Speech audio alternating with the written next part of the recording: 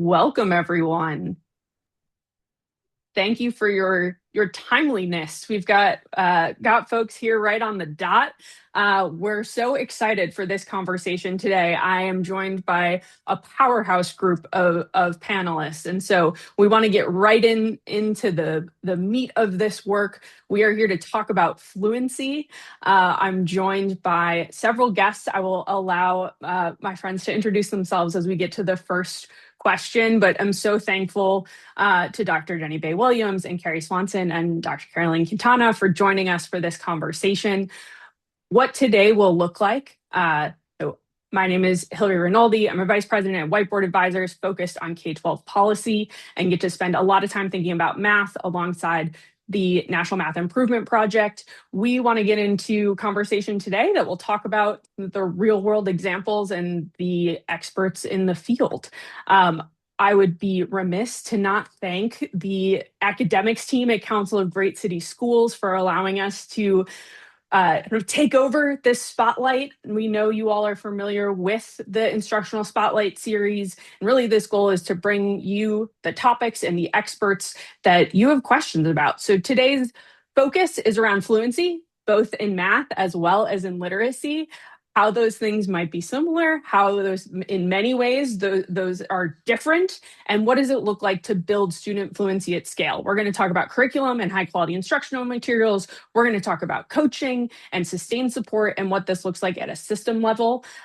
We are eager to jump in, and so please don't hesitate to drop questions in the chat in the Q&A. We are recording this session, so if you had friends that were hoping to join and got pulled into another meeting, we will share the recording.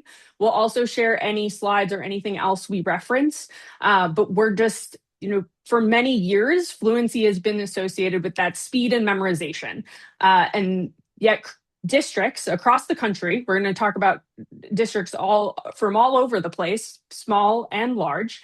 There's been this shift, certainly in reading and grounded in the science of reading and the legislation passed in 48 states around this work in the last few years. And we see the clear evidence of that student success. Now, in math, we're seeing a parallel conversation of what does it mean to move beyond just procedures or some of that, I think, back to basics that gets muddled. And I know Jenny's excited to dig into that. But what does it mean to integrate conceptual understanding and accuracy and flexibility? When we talk about skills mastery and math fluency, we're talking about procedural and conceptual and application. So without further ado, thank you, panelists, for joining us today. We are eager to get started. So let's just open and we'll start with Carrie on when we talk about districts that are seeing success, what is happening from the research lens that is being fully realized? Where are we seeing the practices in the classroom that are meeting what research and evidence base says for building fluency in students? Thanks, Hillary. My name is Carrie Swanson, and I'm the Chief Program Officer for Literacy at Student Achievement Partners. Gotten to do some great partnership work with the Council of Great City Schools over the years, and so really happy to be here. And in my work, I get a chance to see sort of a wide range of systems and a wide range of district initiatives. So even in answering that question, I want to kind of immediately caveat that, individually, I think we're going to have 18 different answers if there's 18 folks that we're talking to.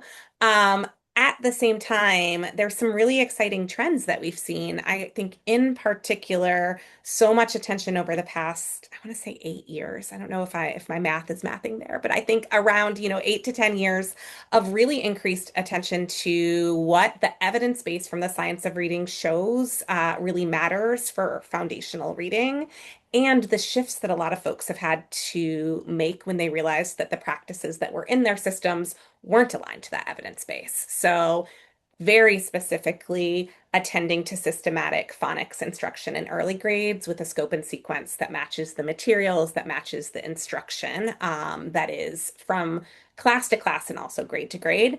We've seen a lot of traction there across our systems. I would say we've seen less attention to what reading fluency in particular looks like, and also how that impacts kind of mid to upper grades. So definitely will go into that a little bit more in today's conversation. Great.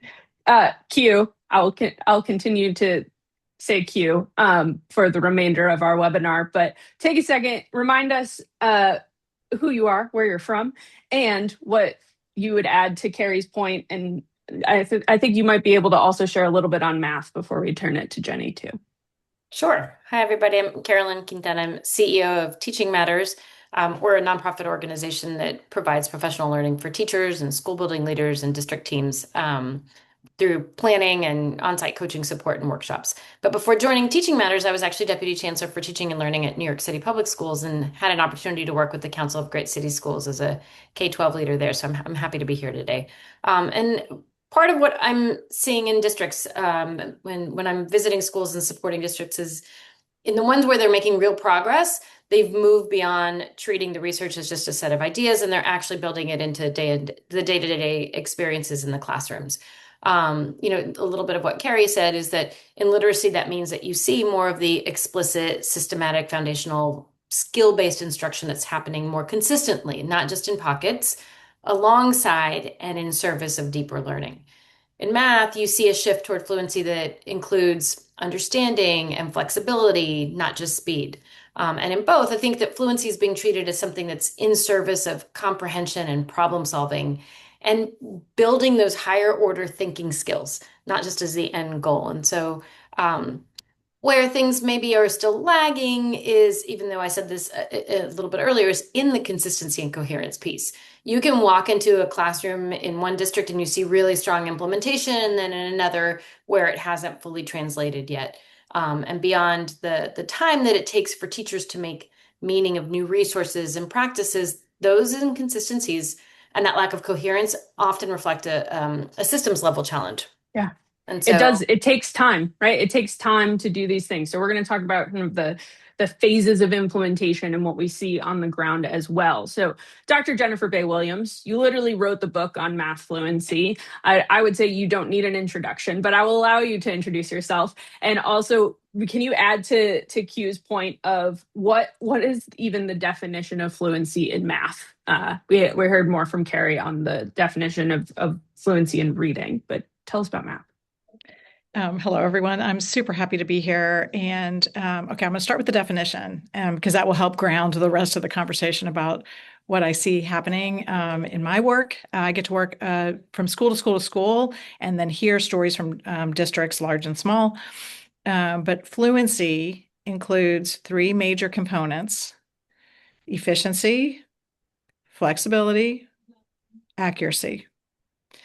So efficiency is not just how fast you are. Not just speed. It's not about your speed. So, yes. So we have to unpack those components as well. And so efficiency includes making a good choice. So if I could just give an example, if you have, I don't know, I'll start with a simple example, 48 plus 49. A student with fluency would choose not to use their standard algorithm. They would choose to do a more efficient approach, which could be two or three different things. They might add 50 plus 50 and subtract to compensate and on and on. So efficiency is not just about speed. So those are the three constructs that are critical to fluency. And of course, our nation and the world really has obsessed with accuracy at the unfortunate loss of fluency because we aren't working on that flexibility. So I think where I see schools turning around and doing well, and again, the effort matters, like the collective effort, you need a tipping point or whatever, is where they are really taking on a strategy approach, which strengthens both their conceptual understanding and their procedural skill. And then together, they just become fluent. They are able to develop the automaticity they need. So a strategy approach to facts is absolutely grounded in the research, and I've seen it in practice. And I think where we're lagging, if I might add one thing to what Q said, Yes, is assessing.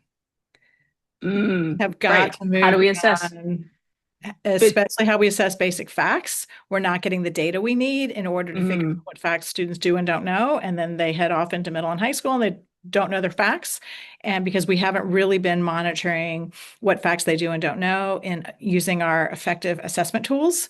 And so we really are lagging behind in that. If I was to Yeah. limit it to one thing, that's what I would say. And that gets into the predecessor skills of how we build our math knowledge, right? And what is required each year. Yes, it's building upon the previous, but there are also specific discrete skills that a student must master and able to access the next. So we're also going to talk a little bit about tier 1 and tier 2 and how those things come together.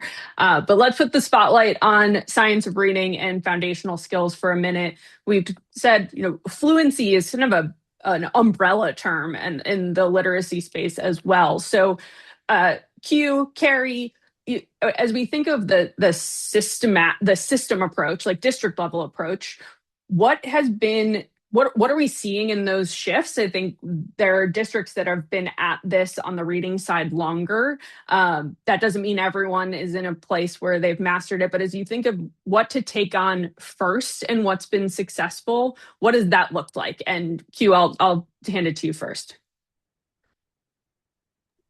Great. Thank you. I think being a fluent reader depends on automatic word recognition that's built through phonemic awareness of phonics. It depends on factors that weren't in place in schools before that free up cognitive space for comprehension. And we weren't teaching reading consistently like that in the early grades. So in classrooms, strong instruction now looks, I think, really different. You should see some daily protected time for explicit foundational skills that's intentionally sequenced. You should see teachers modeling how sounds map to print and students getting to practice with immediate feedback. I was in a classroom this week where I watched that happen at a school in Queens, and the kids were smiling through these challenges with a real strong sense of confidence along their growing competence. You should see texts that are aligned to what students have been taught so that they can actually apply those decoding skills. And the work, I think, has to be connected to reading, writing, and meaning making throughout the school day, not just siloed into a singular block of time.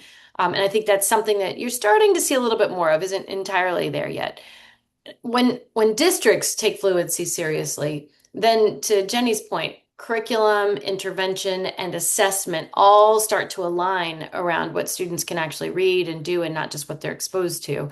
And I think it gives leaders a much clearer look for, which then means that teachers can get better support, they get more precise feedback, and it helps educators really bring in the right resources, what kids need, right? Students then experience more consistency across the classrooms, which is an essential element of equity. And again, it lightens that cognitive lift. I think what has to come first maybe is clarity at the system level. I met with the district actually this morning to review our co-constructed processes that we have. And I asked them to answer, or we've been talking about things like, well, what does strong instruction actually look like? What should leaders and teachers see and hear in classrooms? How are we supporting the adults to get there through coaching, through materials, through aligned expectations? And until that's in place, I think implementation is going to always be a little uneven. So the ones that are getting it right are the ones that aren't just adopting the research, they're really building in the conditions and the supports for the fluency-based practice to live in every classroom every day over time. Right. Q, you touched on the instructional leadership component, and I want to hold that thought for 1 second. And Carrie, as we think about in the classroom experience, what is it that teachers are doing differently? Right. You said we talked previously of like in your own experience, this is not what you had been taught or what you were doing in your classroom. So what is it that it actually looks like? And when you walk into a classroom, you're like, wow, they're nailing this right now. Can you paint the picture for us? Yeah, we had talked prior to this call about kind of my trajectory from practice to research, I would actually say, and how that motivates my wanting to help translate research back to practice now. Because I was working really hard on unaligned instructional practices, both as a teacher and a school leader for lots of years, just because of uneven access to research-based practices. And so when I think about that now, and I have a K-8 practitioner experience as a leader and a teacher in K-8 systems, and also have done a lot of work at Student Achievement Partners in secondary. And when we're thinking about early grades, as Q was mentioning earlier, around what has taken hold on this systematic instruction, and what it looks like in the classroom, there's obviously these decoding building blocks that are happening in those early grades, and we know what that looks like if we're in first grade classrooms. It can be really laborious. Kids are like when they are independently reading, they are struggling through CBC words and then getting smoother and smoother as they really secure those sound and spelling patterns into their working memory. And then soon, hopefully, they're actually able to read without that laborious reading. When that Mhm. process doesn't happen, then we've got kids year after year entering the classroom disfluent and having the hopefully grade level texts increasing. I think a common old practice was to simply meet those students with decreased complexity in their texts and saying, oh, you're not a strong reader, so let me give you easier texts. And we know that's not a research-based practice, and actually they never Right. catch up that way. So in our early grades, what we actually can do is build on these building blocks we already have and think about, in particular, how are kids understanding that that decoding is in service of making meaning, and that as they are making meaning as they read, they're going to sound more and more expressive. They're going to read with that prosody. And our teachers can actually use their read alouds to model that shared reading, read aloud, and actually just drawing attention to the fact that, yes, we're doing comprehension work with this text, but at the same time, like, listen to the expression I just, read this sentence with a lot of expression, and that's because there's an exclamation point, and I was excited, and the character is excited, and I applied that, and helping kids start to do that with the connected text at their level as well. Often, I think in early grades, kids isolate their phonics practice from reading, and they're not actually realizing, like, oh no, this is me reading. I have to also do Right. all these things that the teacher is modeling. It Um, also takes the fun out of it, right? When yeah, everything becomes an isolated skill, then we're not learning to tell a story or derive that meaning. And like, yes, you need skills-based instruction. We're not saying that's not the case, but if you never tie it together, then you have students that could be left confused. And I think that is absolutely. one place where there is a clear analogous experience in math. So Jenny, as we think of early grades math, when we talk about building student fluency in math, you've already defined it for us with our three things. Uh, but how does that, when you walk into a classroom and you see students are in the early grades in particular are working on fluency, what does that mean to you? What is the student experience in, and I think you've learned the term before of, or used the term before of like teaching through a fluency lens. Can you elaborate on that for us? You have to unmute first, though. Sorry. Sorry. Thank you. Yes. So, um, first of all, I think we all have images of a few things that I would not hope to see. That would be singing their skip counting. That would be around the world. That would be speed flashcards. All of those things are what's usually been done with an emphasis on memorizing without any understanding. So that's on the no list. But on the yes list would be a teacher using critical representations in math, like the number line and like 10 frames, so that students can see the quantities and that helps them reason about their facts. So I could give an example if you like. I feel like, uh, Yeah.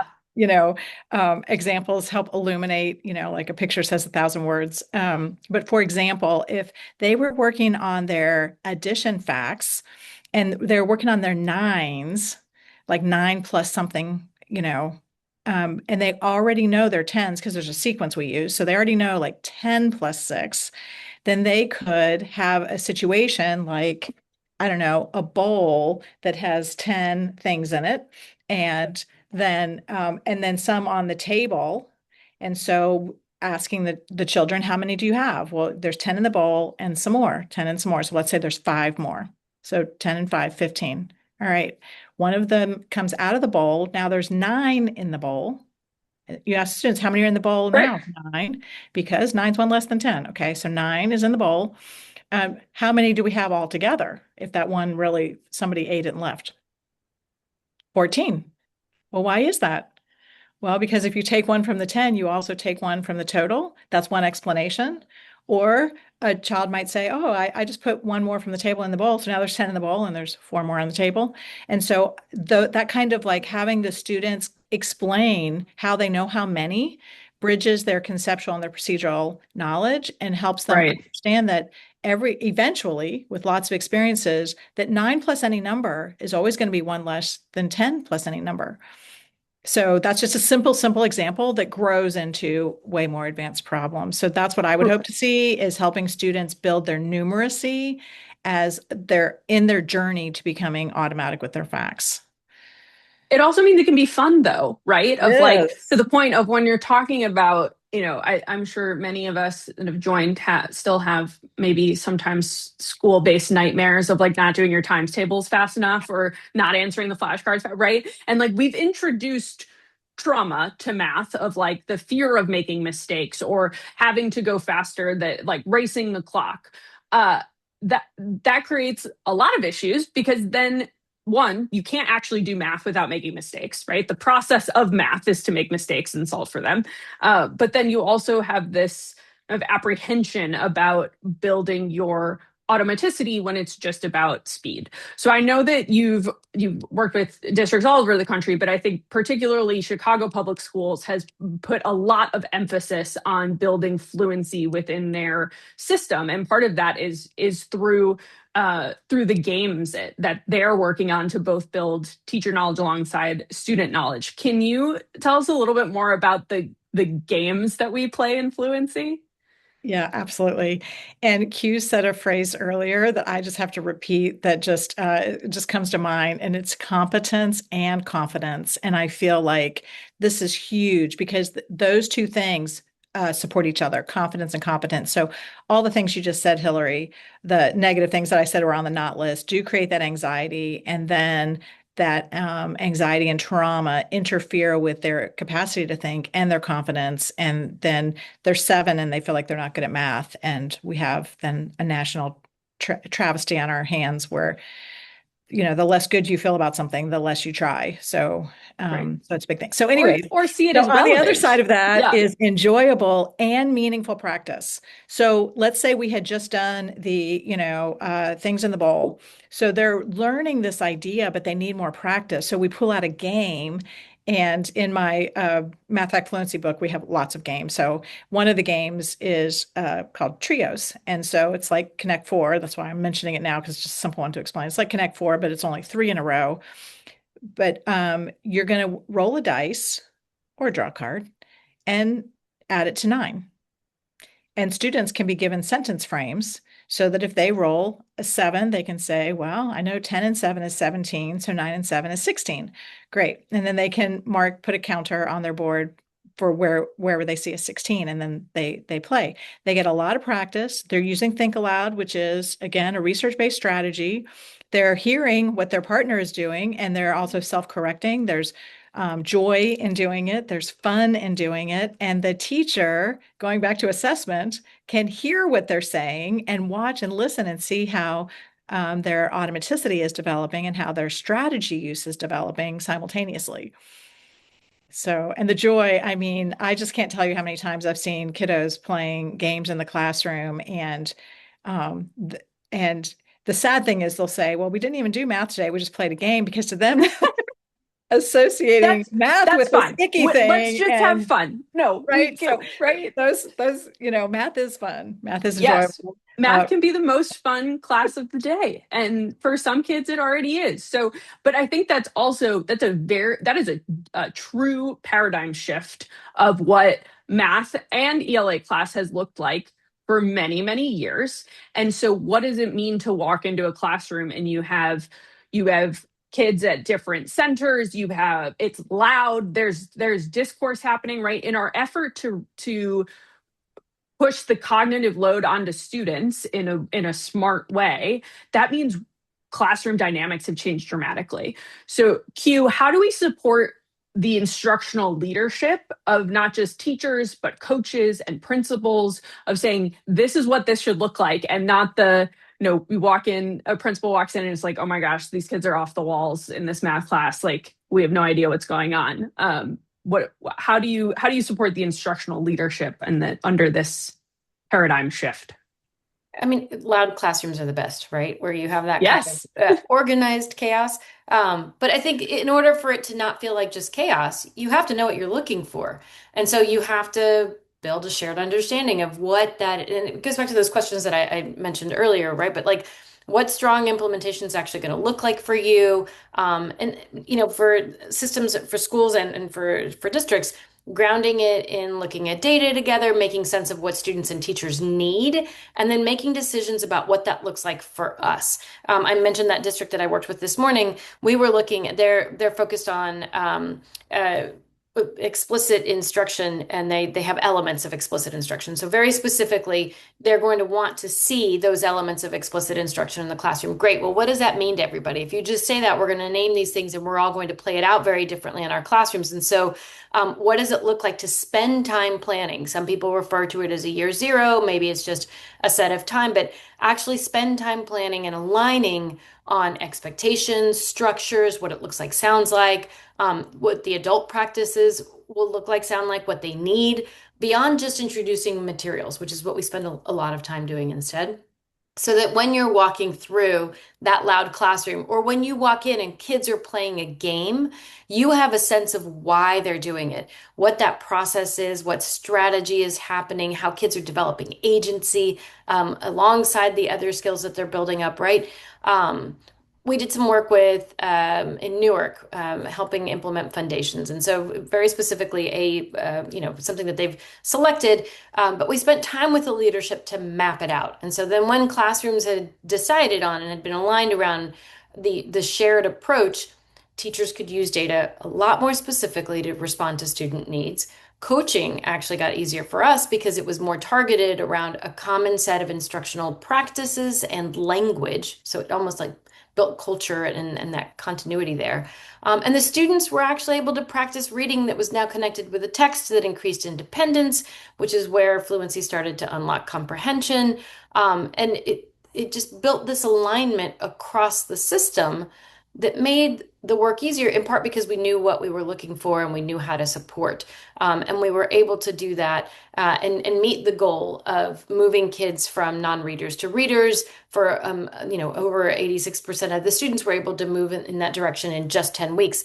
And not because we're superheroes, but That's because we all awesome. work No, together. Yeah. but that's a really big deal. Say that again. 86% moved to Um, reading in 10 weeks. Yeah, as of non-readers moved to with the assessment that they were using, right? Moved Yeah. into readers in one cycle, and it was because we now all aligned around what it is that we needed to work on, how we would do it, and we're able to provide that targeted support. So it wasn't just about like more phonics or more of anything else. It was creating coherence where the skills, the instruction, the support all work together, and that changed what students and the adults actually experienced every day. Yeah.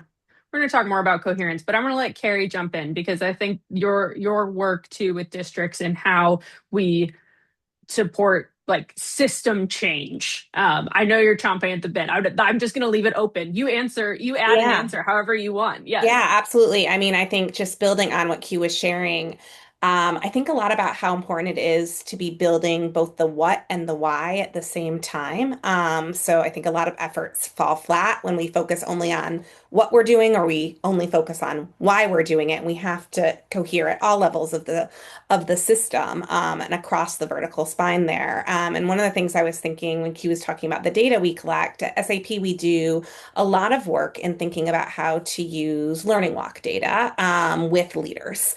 And there's two really important caveats that come to mind in order to make that work be meaningful. One, to the earlier point of building our shared understanding across our teams, is making sure that teams have calibrated their lens around what they're actually looking for when they're doing any kind of learning walk. Because if not, it's really not actually data. It's just kind of like a random sampling of opinions that we haven't really figured out how to use. So that's the first piece. And I was even in thinking about this webinar today, I was looking at SAP's Learning Walk tools for literacy and thinking, okay, if I were just focusing on reading fluency, what indicators would I focus on with my instructional team? And what work would I need to do in order to have sort of a shared lens for these indicators? And then the other piece is that all that is, that whole process is just collecting data that are, Right. trends. It's not, and I think we really mix this up. That's not support. Like collecting data on students is not instruction. Collecting data on classrooms is not support. And so if we're not thinking about how we're using the data, and I don't mean giving the scores back to the schools or the teachers. In fact, Right. like actually, I'm not sure they always need that. Like you were in their room for a blip of time, right? But Right. what we're starting to do is hopefully with those data-based processes, we're collecting trends around where are there bright spots and where are there needs? And then we're thinking, okay, what are we doing to continue to deepen the knowledge of the practitioners, understanding the what and the why in terms of supporting those needs, or shining a spotlight on where those bright spots are and thinking about how to lift those up into our systems. So that kind of both and in this work, I feel like is really important.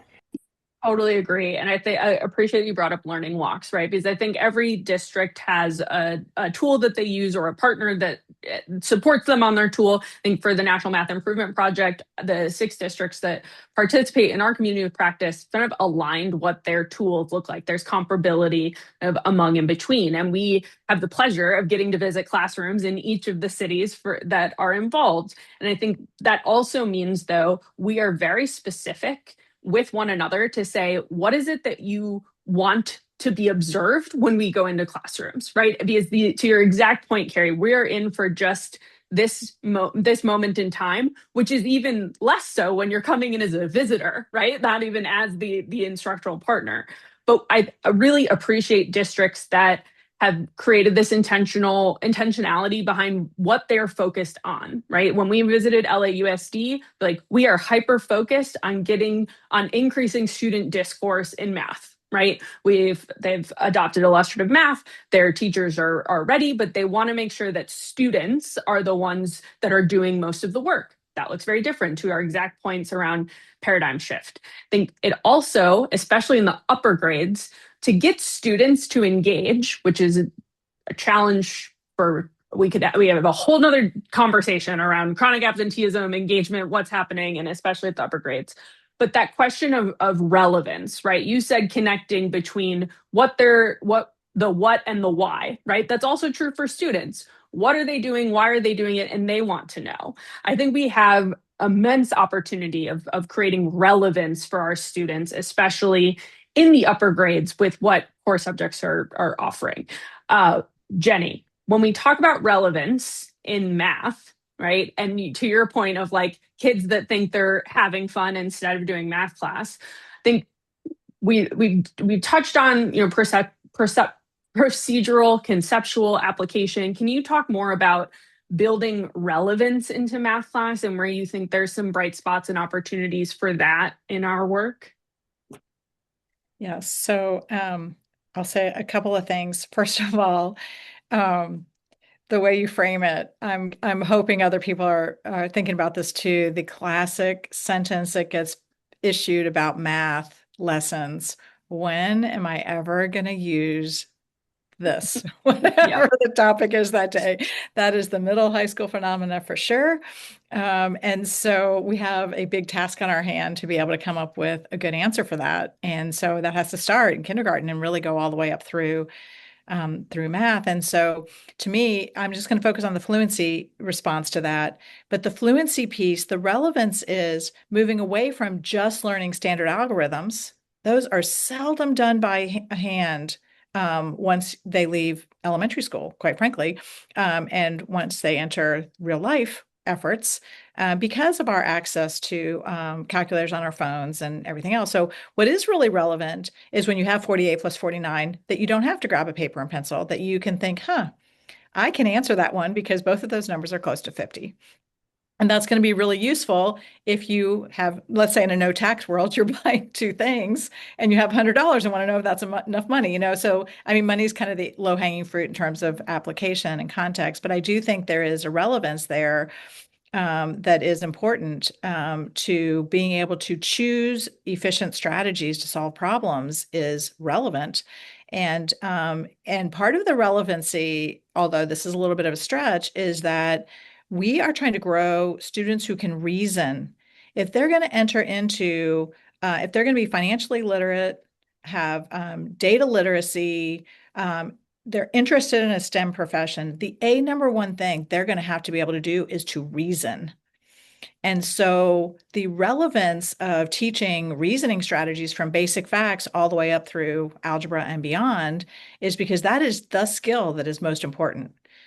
So I feel like that is a key distinct thing in math is being able to reason, and supporting that on a daily basis, not hoping they're going to get to that one day or over here on this lesson, but that is the through that they learn, that in which they learn. So I'm not sure, Hillary, if that's getting at what you're talking about. And then, of course, like a fluency task can be a reasoning task, can be, 9 + 6, or it could be an algebra problem that's naked, Right. uh, Yeah. like 100%.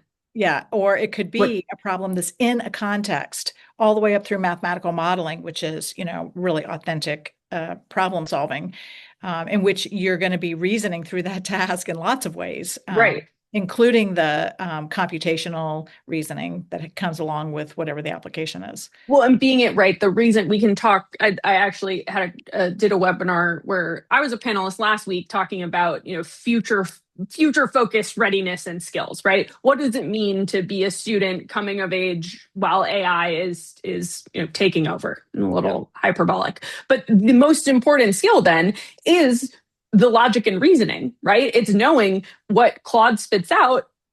Can I trust that, or what other questions do I need to interrogate, right? And those are things that can come through on the math side, but also you have to have the reading comprehension and all of those things that build up your skills to be able to do that.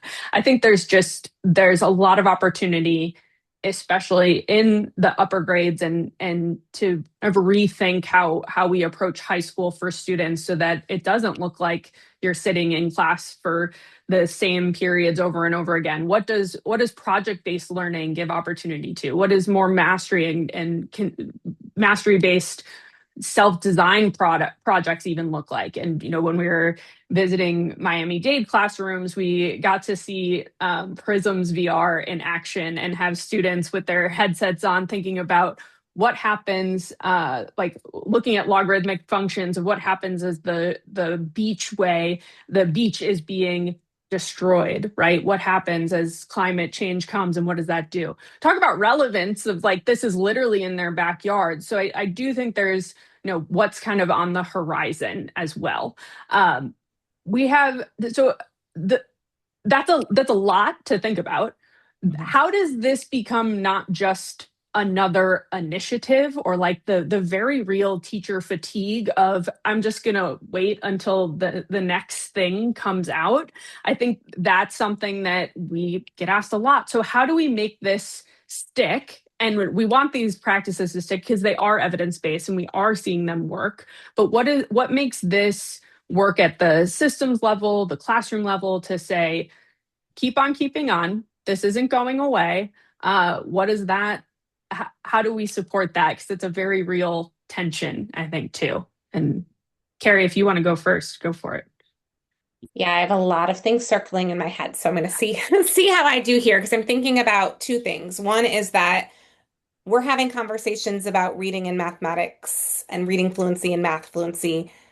There are some similarities, but they are not the same thing. They are expressed in different ways, and so important that we're not just kind of falsely linking them. But so much of both of these sort of examples we've been giving and conversations we've been having are about meaning making and thinking and how ensuring that children are making meaning as they do the work of mathematics in the classroom and as they are reading.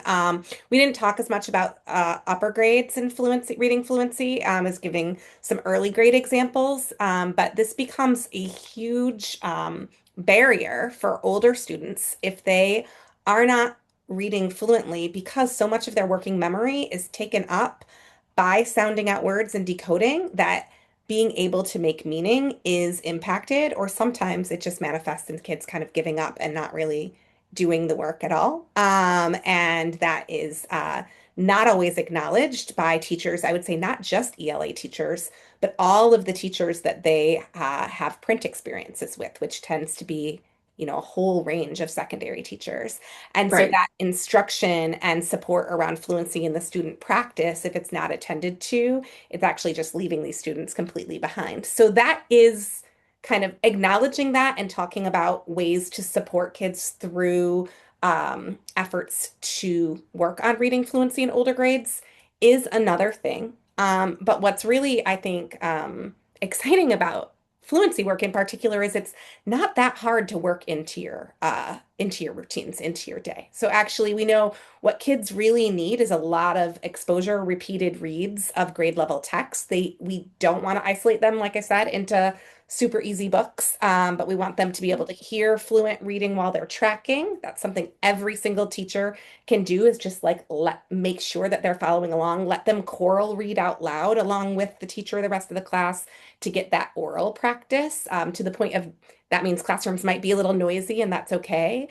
Doing echo reading or peer reading, and all of that can be with the text that they're already using in their day to day. So I think part of not making this kind of just another fatiguing thing is giving it purpose, connecting it to the why, and having strategies that are agreed upon that folks understand that they can do reasonably within what they're already expected to do instead of the new effort is a 20-minute reading fluency Right. period for all, something Well, that's because all it gets about at the compliance. coherence piece, Yes. right? Like compliance is one issue, and then you have coherence. And like I said this a few months ago, but I think instructional coherence is the official bingo word of 2026. We're going to hear it in so many ways. But even how we talk about the definite, are we talking about coherence between core and supplemental instruction? Are we talking about coherence within the communications of the system? We're talking about coherence in the student experience. Like all that is everything, right? So Q, I'm gonna make a big claim here that I'm gonna ask you to back it up. My favorite way to operate. So is when we have large systems trying to take on this change management, I would argue you need the instructional coaching to come alongside that work so that it sustains, to Carrie's point, that you have teachers knowing what they're doing, that it's working, that it's growing, that you have the data analysis that's actually turning into something. But you tell me from your lived experience and from your current work, how what are the needs, right, of the system to maintain and sustain that change management? I mean, I think a lot of what you just across the board have said, right? I think, Carrie, I've heard you say more than once now that the what and the why, right? There needs to be a real deep understanding of the changes that we're asking people to make and why.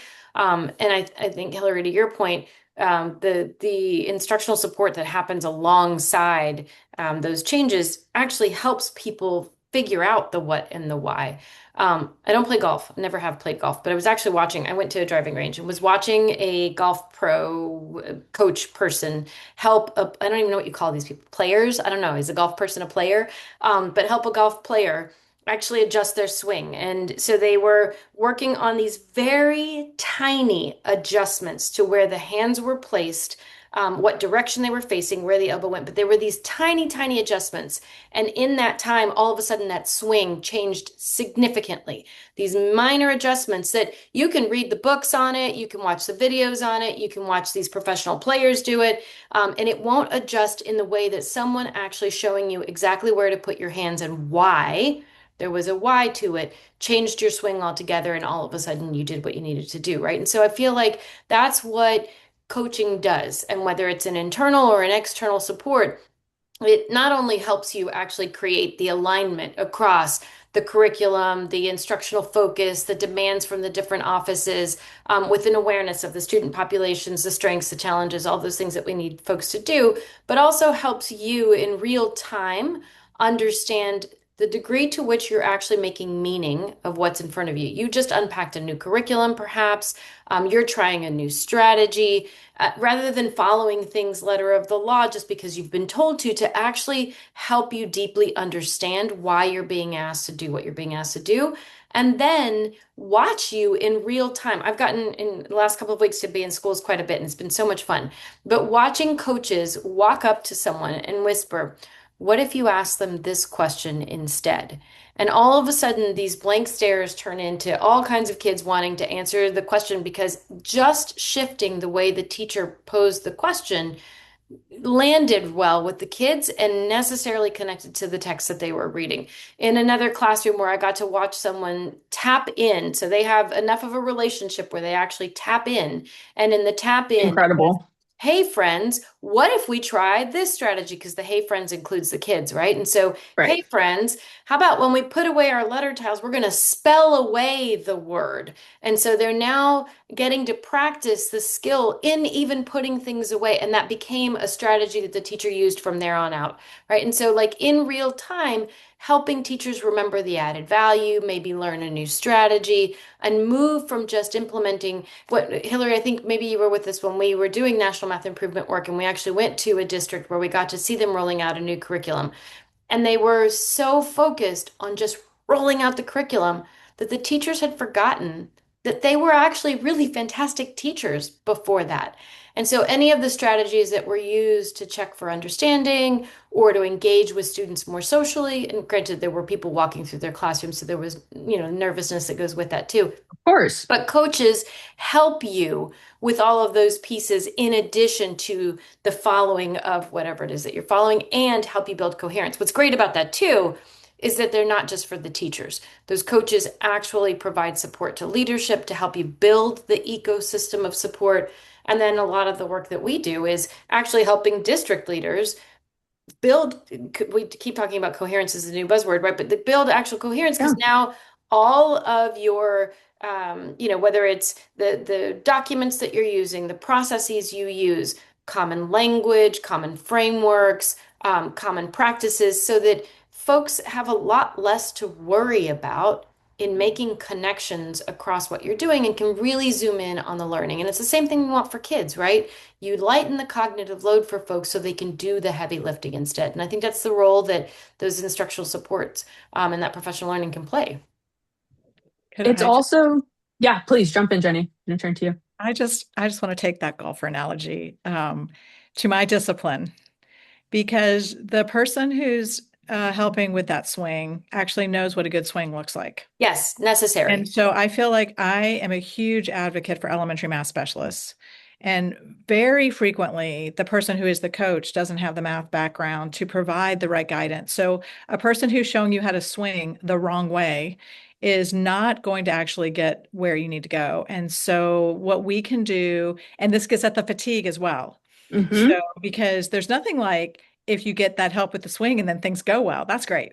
So you have if you have math specialists as coaches for the math, then you can make a lot more progress than if you have generic coaches or literacy trained folks, because there are connections to the disciplines, but there's a lot of distinct features. And I'm just going to give one example, adding fractions. Let's just pick something that doesn't usually go well. And the Fractions. coach doesn't Yes. have a math background. How are they going to help? And I feel like they're adding something like 4 and 3/4. Here I am back to examples, plus 1 and 3/4. There's a lot of good ways to add that are not the standard algorithm.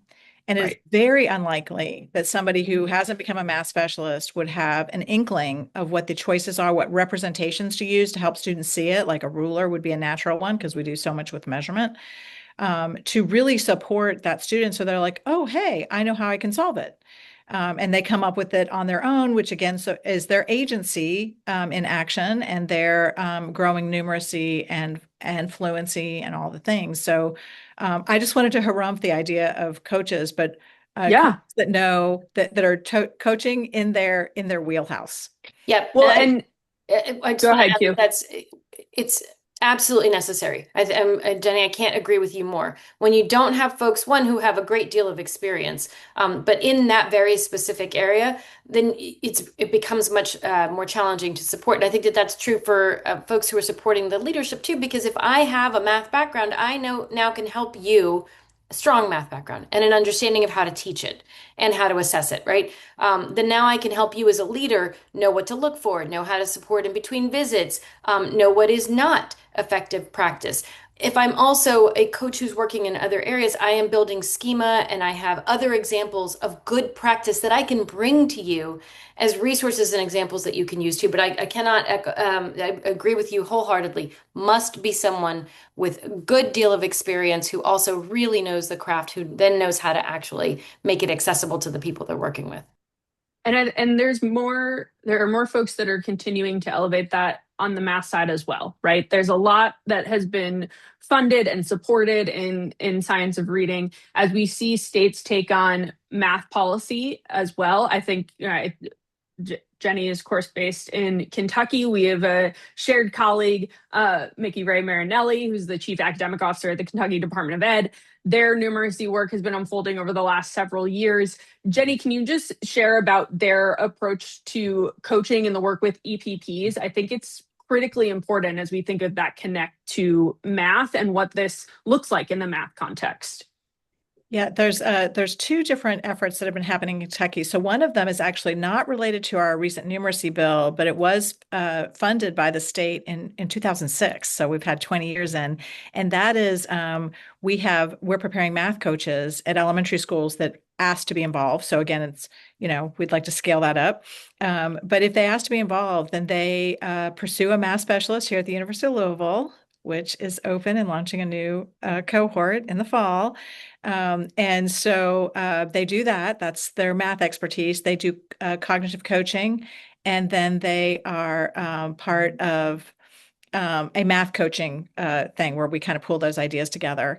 And then they coach. They coach the teachers. They're not fixing students. They're fixing teaching. Not teachers, but teaching. And so they're working on these things so that their faculty are becoming better, or coming to understand the math better and effective teaching better, effective math teaching. So that's that initiative. Then our numeracy work, we have created our own curriculum because there isn't such a thing as letters in math. And it has a huge focus on fluency, and it is Kentucky grown. I mean, we have math specialists from our regional centers. We've got professors from lots of different universities, lots of different people on these writing teams, and it's based on research. And we have these modules going, and the teachers are doing the modules over 2 years, and the administrators, we have 250 principals and district administrators who are doing an administrator training. Key, because they can't believe, I got a message from one of the principals. They can't believe how much their math scores went up this year compared to their reading, because they're doing both. They're doing their letters and their numeracy work. And they're like, and it's just because I've actually focused on math in my department meetings, and we're working with our curriculum better. We're really studying our math curriculum. And so the administrator piece is key. So that's what we're doing. Teachers and administrators, they don't have to be at the same school. We're not that clever yet. And, we're working at a very large scale. Yes. Across an entire state. So, but we're recruiting for our second cohort here in the next month. It's very exciting, and it's very focused on numeracy and fluency and pulling, that conceptual procedural knowledge together to empower students in math. Everybody can do math. It's not Everybody can do really math. for Absolutely. Yeah. And it's also how large systems can prioritize both fluency in their reading and fluency in math. I think we've talked about how that prioritization can and should look similar. I think what the differences are in practice get into those specific discrete skills of students, and what the pedagogical practices are. I think as we are, supporting across the National Math Improvement Project districts, that touches 2.5 million students. Most of those districts have taken on very specific strategies to support math, but are also focused on ELA as well. So it's not that you can only do one at a time, but it does take that intentionality for not overwhelming your teachers and ensuring that there's support alongside it, right? Launching a new curriculum doesn't just mean opening the boxes. But so as we head into our final 5 minutes here, I think we've got some great questions that we've answered as we've gone in the chat. I think one question that remains is, if you are getting started on this work, right? Where do you begin? And what are the things that that are must do's, right? What are the things that create those conditions for success that can't be foregone? And I'm going to ask it as a double negative because that's just where we are at this point. But that's where I'm starting with, and whoever wants to take the first pass, we'll have everybody answer. Yeah. Oh my gosh. I don't know how to pare this response down, but what cannot be forgotten, the double negative. First of all, I've given pretty simple examples here, but fluency is K-12, and that cannot be forgotten because it's not a K-5 effort. It is a K-12 effort. So I think that cannot be forgotten, that it's system-wide. I'm gonna pop this up Thank for you. you too. Oh, thank you. Yes. Yeah, this is my Figuring Out Fluency book, but we're working on procedural fluency. That's the big thing, or math fluency. And then so solving algebra, expression, systems of equations, all of that. Like it is all levels of fluency. So that cannot be forgotten. And if you go back to the other graphic, we see again these components. If you forget about flexibility, you're actually not doing fluency. And so we are such creatures of habit. We just migrate over to that accuracy work and we lose sight of the flexibility. So we just can't forget that our goal is that students can choose wisely. They can choose wisely how to solve a problem. And that is all children. So we can't forget that. This is not an enrichment program. This is a program for everyone. So I have over there in the examples just how it spans, sort of K-8 at least. So I think that is really critical. And we cannot forget that we have a culture around math that is only for some, and it's socially acceptable to not be good at it. So that has to be taken on. It is not okay. It's not okay for teachers to say they're not good at math. There's a phenomena of this happening in elementary classrooms around, the country. There's been studies on this. And parents, it's not okay for parents to say they're not good at math. So when we're thinking system, the system around math is broken. It's broken. And so we really do have to think about since we want every person competent and confident in math, how will we go about doing our basic facts and everything that comes after so that all families, teachers, and students know they are good at math. They can be good at math, and they can continue to get better at math. That to me is the thing you really can't forget. My colleagues have trained me. If anyone says I'm not a math person, I say we're all math people. We're all math people. Thank you, Carrie. Love that, Jenny. I think my repeated message here is attend to the what at the same time as the why, not one or the other. A really teeny story. We have an online course called Improving Reading for Older Students, or IROS, and there's a module on word recognition and fluency. It's for secondary coaches and teachers. And in the discussion board, there's always a ton of ahas where folks are talking about what they're going to now do to attend to fluency that they hadn't done before. And at the same time, I was sitting with a district last week who was talking about and we had a speaker on reading fluency, and they were talking at the district leader level, we're talking about how their HQIM had fluency resources in it, but they hadn't really rolled them out and didn't know how to use them. And so those were just like examples of why in isolation and what in isolation, and just figuring out how to put those together is going to get you further faster. So I mean, I think if I'm thinking about getting started, don't start with everything. Start with clarity and focus. We talked about that a lot here, right? Get clear on what you want to see in the classrooms. Define whether it's fluency or anything else, but define what it actually looks like in practice. And then if you can't name the look fors, well, then how are you going to support them? I think there does need to be an anchor in strong instructional materials and a commitment to them as a starting point. Choosing those high quality materials and then actually using them as a foundation. I think that the biggest mistake we make is layering new initiatives on top instead of going deep on one. For me, the biggest piece in my prior role and now especially in this role is invest in the adults, especially through that kind of job embedded support. That's I think where most efforts fall apart. Teachers need time, they need modeling, they need feedback, and they need practice. if they're actually going to shift instruction. And so if we don't have the professional learning that's in the classroom, then we're not going to build fluency either. And being reminded that fluency isn't the goal, and it's about ensuring that both students and teachers have those academic experiences that let them do strategy, thinking, build agency. And then I would say start small and then build coherence, because that's the word that we decided was going to be the big word today. Thank you, Q. I love it. We are at the final minute mark. There's one question for you, Jenny. What kind of critical representations would you use for multiplication and division? Quick, hurry up. Yeah, that's you. You've got 15 seconds. You gave me 1 minute. That seems unfair. Okay, so I'm going to say quick looks that we commonly use with addition and subtraction, and just like subitizing. Quick looks can help. So like if they're learning, like they know their threes facts and they're working on their six facts, they can have a quick look that's got like 3 groups of 7. And then the next quick look's got 6 groups of 7. And they're like, oh, hey, I could double. Yeah, you could double. So quick looks in general with like dots, I think are good. I think, I mean, I want to say the number line, but with multiplication, it's hard. I'd have to go with arrays. That arrays are so helpful because they build the commutativity, which is actually pretty complicated for multiplication. I